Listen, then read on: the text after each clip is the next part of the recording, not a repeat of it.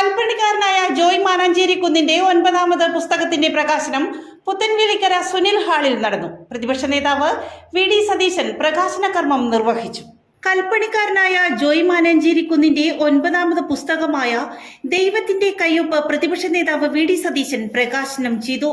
പഞ്ചായത്തിലെ വിവിധ ഭാഗങ്ങളിൽ നിന്നെത്തിയ 20ഓളം ജോയ് നാമധാരികൾക്ക് ജോയ് മാനാഞ്ചേരി കുന്നിന്റെ പുസ്തകം നൽകിയാണ് പ്രകാശന കർമ്മം നിർവഹിച്ചത്.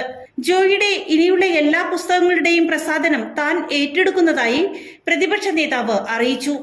അപ്പൊ കഥാപാത്രങ്ങളെ കൃത്യമായി ഓരോ സ്ഥലത്തും പ്ലേസ് ചെയ്യിപ്പിക്കുക, ആ കഥാതന്തുവിന് ഭംഗം വരാതെ, അതിന്റെ സ്റ്റോറി ത്രെഡിന് യാതൊരു തരത്തിലുള്ള ഭംഗം വരാതെ അത് ചെയ്യുക എന്നുള്ളത്. ഇതിൽ പറയും ഇതൊരു സംഭവ കഥയാണ്. ഇത് അദ്ദേഹത്തിന്റെ പരിചയക്കാരനായ ഒരു വൈദികൻ അദ്ദേഹത്തിനോട് പറഞ്ഞു കൊടുത്ത ഒരു കഥ. വൈദികന്റെ പേര് വെളിപ്പെടുത്തരുത് എന്നുള്ള കണ്ടീഷനോടുകൂടി ഈ കഥ പറഞ്ഞു കൊടുക്കുകയാണ്.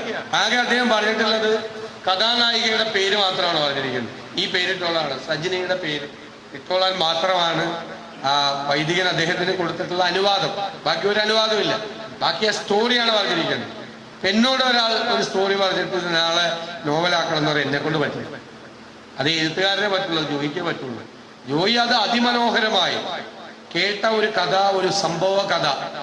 ഞാൻ തോമസ് അറിയാതെ വായിച്ചതിന്റെ ലഹരിയിലാണ്, അറിയാതെ ഇത് മുഴുവൻ പറയരുത് പഠിക്കുകയും ചെയ്യാൻ നിർത്തിയതാണ്. ഞാനിപ്പോൾ ഇവിടെ വന്നപ്പോഴാണ് സത്യത്തിൽ അറിയുന്നത് ജോയിയുടെ പുസ്തകങ്ങൾ ജോയി തന്നെയാണ് പബ്ലിഷ് ചെയ്യുന്നത്, പബ്ലിഷർ അല്ലാതെ. അപ്പൊ ഞാനൊരു വാക്ക് ഇരുന്ന് ആദ്യം 10ാമത്തെ പുസ്തകം ഒരു പബ്ലിഷർ തന്നെ പബ്ലിഷ് ചെയ്യും. ജോയി അത് എഴുതി തീർന്നാൽ എന്നെ ഏൽപ്പിച്ചാൽ മതി. ഒരു പബ്ലിഷറായിരിക്കും 10ാമത്തെ പുസ്തകം പബ്ലിഷ് ചെയ്യും. അത് ഞാൻ ഈ അവസരത്തിൽ ഉറപ്പുവരികയാണ്. 10ാമത്തെ പുസ്തകം മാത്രമല്ല, ഇനിയുള്ള എല്ലാ പുസ്തകവും, ഒരെണ്ണം മാത്രമല്ല, ഇനിയുള്ള എല്ലാ പുസ്തകങ്ങളും എഴുതി തീർന്നാൽ എന്നെ അറിയിച്ചാൽ മതി. ഉറപ്പായിട്ട് ആ പുസ്തകങ്ങൾ പബ്ലിഷ് ചെയ്യും. നമുക്ക് നല്ല പബ്ലിഷേഴ്സിനെ കൊണ്ട് തന്നെ നമുക്കത് ചെയ്യിക്കാൻ കഴിയും. കൂടുതൽ ശ്രദ്ധ കിട്ടുന്ന രീതിയിൽ ജോയി ഈ ഗ്രാമത്തിനും അപ്പുറം ശ്രദ്ധ കിട്ടേണ്ട ഒരു എഴുത്തുകാരനാണ്. റെസിഡൻസ് സമിതി പുത്തൻവേലിക്കര VCSHSS 1999 SSLC ബാച്ച് എന്നിവയുടെ സംയുക്ത ആഭിമുഖ്യത്തിലാണ് പ്രകാശന ചടങ്ങ് സംഘടിപ്പിച്ചത്. പുത്തൻവേലിക്കര സുനിൽ ഹാളിൽ നടന്ന പരിപാടിയിൽ പഞ്ചായത്ത് പ്രസിഡന്റ് റോസി ജോഷി അധ്യക്ഷത വഹിച്ചു. ഒത്തിരി തിരക്കുകളുണ്ടായിട്ട് പോലും 2 ദിവസം കൊണ്ട് അത് വായിച്ചു തീർന്നു. കാരണം അത് വായിക്കണം എന്നുള്ളൊരു ഉള്ളിലൊരു തോന്നലായിരുന്നു. 2 ദിവസം കൊണ്ട് തന്നെ നല്ലൊരു കഥയാണ്. ശരിക്കും പറയുമ്പോൾ ഗ്രാമ അന്തരീക്ഷത്തിന്റെ കഥയാണത്. റെസിഡൻസ് സമിതി സെക്രട്ടറി PN പ്രസാദ് സ്വാഗതം പറഞ്ഞു.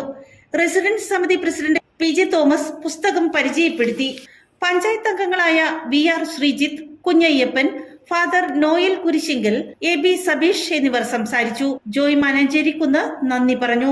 32 വർഷങ്ങൾക്ക് മുമ്പ് ഒരു സ്ഥലത്ത് നടന്ന സംഭവം 3ാമത് ആളിലൂടെ ജോയിയുടെ ചെവിയിലെത്തുകയും ജോയി അന്നത്തെ ആ നേതൃത്വത്തിന്റെ അന്നത്തെ ഒരു പള്ളിയിലെ വൈദികന്റെ അനുവാദത്തോടു കൂടി അദ്ദേഹത്തിന്റെ പേര് കൊടുത്തുകൊണ്ട് തന്നെ ഈ കഥ മുന്നോട്ട് പോവുകയാണ്. നമുക്കറിയാം നിമ്മിയും അതേപോലെ തന്നെ തെറ്റിദ്ധരിക്കപ്പെടുന്ന സിസ്റ്ററായിട്ടുള്ള ദിവ്യയും അതേപോലെ തന്നെ നോയലച്ചനും ഇതിലെ മെയിൻ കഥാപാത്രമായ ശ്രീനയും ഒക്കെ സമൂഹത്തിന്റെ മുന്നിൽ കാണിക്കുന്ന അനുഭവപ്പെടുന്ന വളരെയധികം മോശമായ കാര്യങ്ങളിലൂടെ മുന്നോട്ട് പോകുമ്പോൾ കഥ നേരത്തെ സൂചിപ്പിച്ചതുപോലെ ഒറ്റ വായനയിലെ ഇത് വായിച്ചു സാധിക്കുമെന്ന് തെളിവാണ്.